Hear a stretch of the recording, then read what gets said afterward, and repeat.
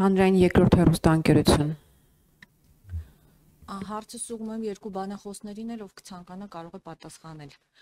Երեք Բաքվի դատարանը կարծում եմ տեղյակ եք ինչ պատժաչափեր սահմանեց Արցախի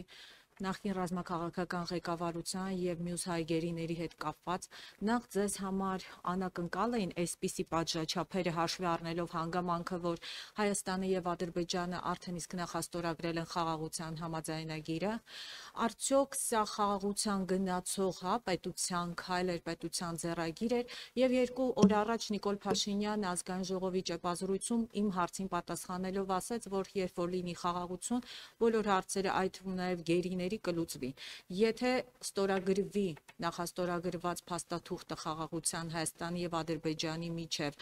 ինչպես է պատրաստվում, կա տարբերակ հայ գերիներին ետ բերելու, այստեղ ասենք պատիժը կրելու կամ ազատության մեջ կհայտնվեն, թե ոչ ըստ ձեզ ոնց է այս գերիների հարցի լուծումը դուք տեսնում։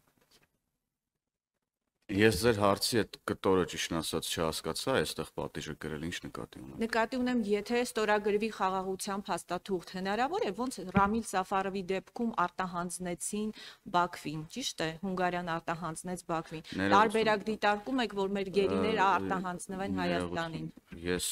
ձեր մեկնաբանությունը եւ օրինակը ընդհանրապես իդենտիկ չի են իրավիճակի հետ, որ այսօր գոյություն ունի։ Մենք հայտարարել ենք, ասել ենք, որ մտահոգություններ ունենք, խիստ խորը մտահոգություններ ունենք Բաքվում տեղի ունեցող դատավարության վերաբերյալ, եւ այո, ես պետքա բնականաբար երկրորդեմ պարոն վարչապետին առայն, որ ստեղծված մթնոլորտը, խաղաղության մթնոլորտը նպաստավոր պայմաններ պետք է ստեղծի, որ կարողանանք լուծել ուրեմն Ադրբեջանում պահվող մեր բոլոր հայրենակիցների իրենց տուն վերադարձի հարցը։ Այս ուղղությամբ մշտապես ամենօրյա աշխատանք է տեղի ունենում։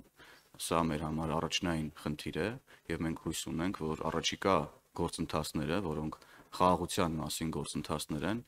կհեշտացնեն գործընթացները եւ մթնոլորտ եւ միջավայր կստեղծեն, որպեսզի մեր բոլոր հայրենակիցները վերադառնան տուն։ Շնորհակալություն։